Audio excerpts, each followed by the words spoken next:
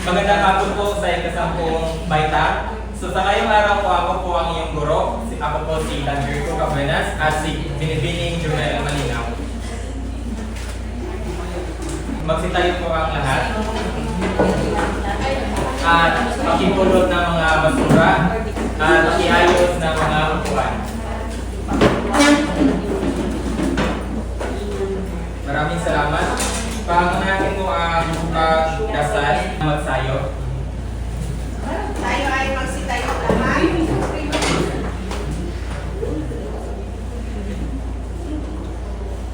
Pangalan ng Ama, Anak, Espiritu Santo. Amen. Ama namin, Sumasalangit ka, samaway ang ngalan mo, magpasa amin ang karayaan mo, sundin ang loob mo, higit sa lupa para sa amin. Bigyan mo kami ng kaya sa araw-araw, at ayaw na rin kami ng pangalan ng Ama, Anak, Espiritu Santo. Magsitayo po ang lahat. Binibining Angel, pag-isulat sa mga wala dito sa klase ngayon. Opo, Ginoo. Salamat. So nais ko magtanong kung ano ang iyong alam sa ating balik-aral kahapon. Okay, Binibining Lucenio, can you please kung ano ang iyong alam? Tungkol sa mga isyu na pang-ekonomiya. Tama. Ang ating tinalakay kahapon ay tungkol sa mga isyu pang-ekonomiya. At maaari bang magbigay ka ng isang uri kung ano ang mga isyu ng pang-ekonomiya? Kawalan ng trabaho dito sa atin.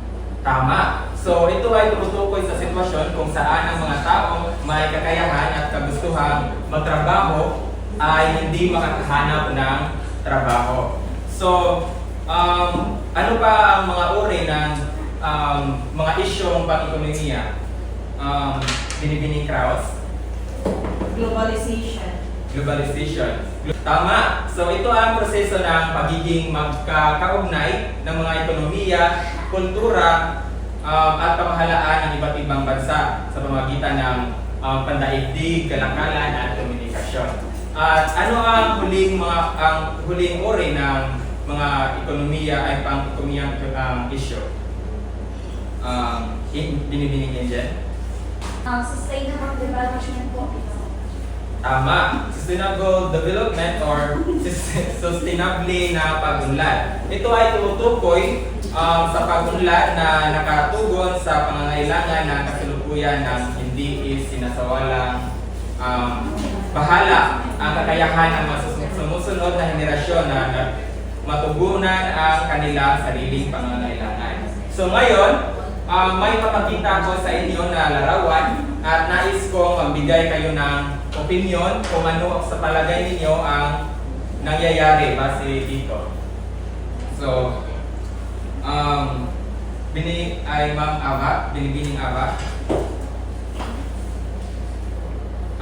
Ano ang nakikita mo sa larawan? Ano sa tingin ninyo ang nangyayari dito?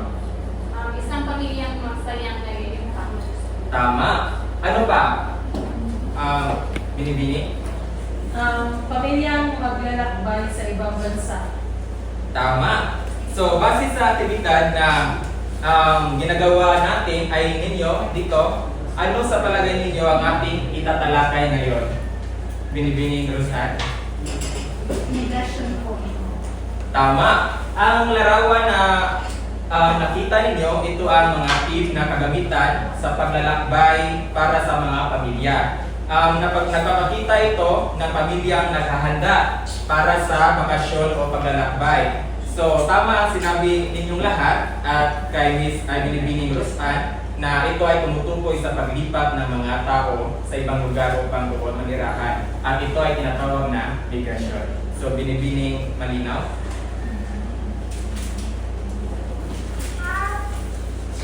Magandang hapon sa inyong mga bata. Okay pa ba kayo? Na, alam ko na marami na kayong kaalaman tungkol sa nalakay ni Dan kanina. Para sa inyo, ano ang kahulugan ng migrasyon?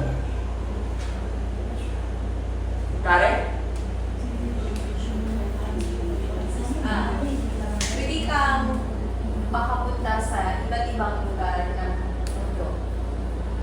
Tama. Ikaw naman, magsaya. Para sa akin, kaalaman, ang migrasyon ay yung paglilipat ng iyong sariling yung baga tahanan. Like, halimbawa, galing ka ng Pilipinas, doon ka na maninirahan sa ibang bansa. Yun po yung pagkakaalam ko yung migrasyon. Tumpak, ang talino mo naman, binig-binig. Ang migrasyon ay tumutukoy sa paglipat ng mga tao sa ibang lugar upang doon na manirahan o doon na manirabaho. Minsan sa kanila ang dahilan, may malaking oportunidad kaya sila umaalis. Di ba? May kakilala ba kayo na pumupunta ng ibang bansa para buhayin ang kanilang pamilya? Marami! Tama. At may dalawang uri ng migrasyon. Una, ang panloob at panlabas. Now, pag sinasabi nating panloob, ito ay migrasyon sa loob ng bansa lamang. Ibig sabihin, hindi umaalis ito. Pag ang tao ay umaalis, ang tawag naman panlabas na migrasyon. Tawag kapag lumilipat ang tao sa ibang bansa upang doon manirahan. Halimbawa, kung si Arcos ay nakatira sa Cebu at pumunta siya ng Maynila, anong tawag ito? Panloob na migrasyon. Tama, tumpak. Paano naman kung si Angel, taga Cebu at pumunta naman ng Japan, ano ang tawag nito? Tama.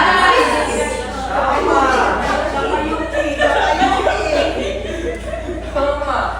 Now, ano naman ang migrante? Yung tao, Ma'am Michelle?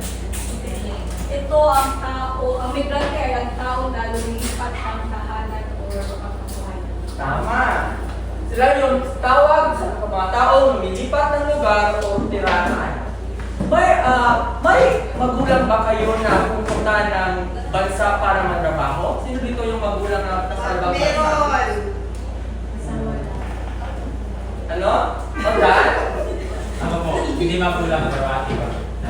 Ano yung dahilan bakit kayo pumunta ng bansa? Nagtatrabaho para sa pamilya. Di ba? Sabi niya pumunta ng bansa para magtrabaho sa pamilya. Yun po yung common reason. Di ba? English.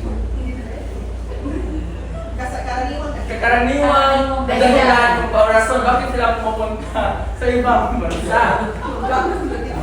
No. Ngayon, nakikita nyo may isang migrante. Pag siya ay lumabas sa ibang bansa, anong tawag ulit? Labas. Pag hindi siya lumabas sa ibang bansa, anong tawag?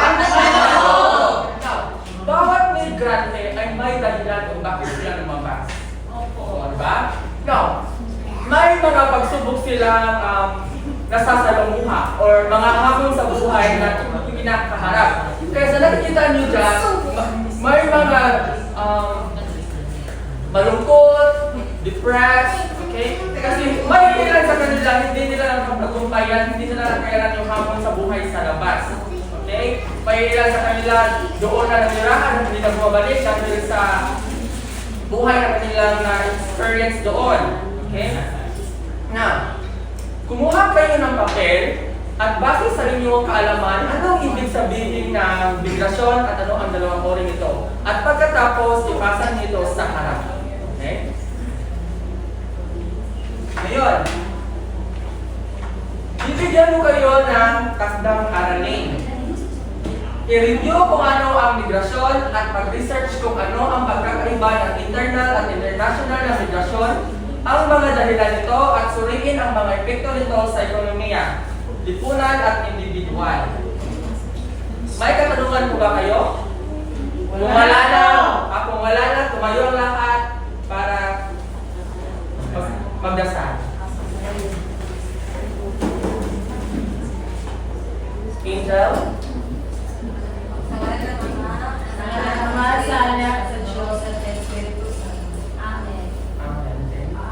Paalam sa lahat.